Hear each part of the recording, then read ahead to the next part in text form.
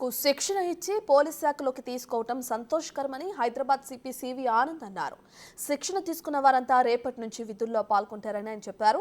సమాజంలో వివక్షకు గురవుతున్న ట్రాన్స్జెండర్ కు సీఎం రేవంత్ రెడ్డి అద్భుత అవకాశం ఇచ్చారని సిపి చెప్పారు. ప్రత్యేక జీవో ద్వారా కానిస్టేబుల్ గా వారిని రిక్రూట్మెంట్ చేయడంపై సర్వత్రా హర్షాతిరేకాలు వ్యక్తమవుతున్నట్లు ఆనంద్ చెప్పారు. ఎంపికైన వారు శిక్షణలో చాలా నేర్చుకున్నారని, వారి డెమో పట్ల సిపి అభినందనలు తెలిపారు. ఈ విషయంలో దేశం మొత్తం హైదరాబాద్ వైపే చూస్తుందని ఆనంద్ చెప్పారు.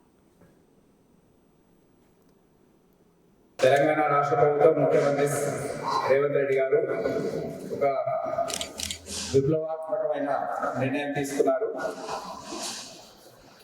ఎప్పుడు కూడా ఈ ట్రాన్స్జెండర్ కమ్యూనిటీస్ వారిని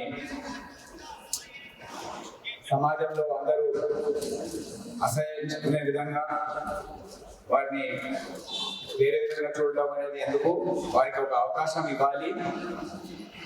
ట్రాఫిక్ డిపార్ట్మెంట్లో అందరు కూడా వాళ్ళ వైపు కూడా మనం వారిని చూస్తుంటాం కనుక ట్రాఫిక్ డ్యూటీస్కి వారు మీరు ఒకసారి చెక్ చేయండి, వారికి అవకాశం ఇవ్వండి, సమాజంలో వారిని ఇంటిగ్రేట్ చేయడానికి మనం ప్రయత్నించాలి అని ఒక నూతనమైన ఆలోచనతో ఈ మొత్తం పైలట్ ప్రాజెక్ట్ 6 నెలల పాటు కొనసాగించాలని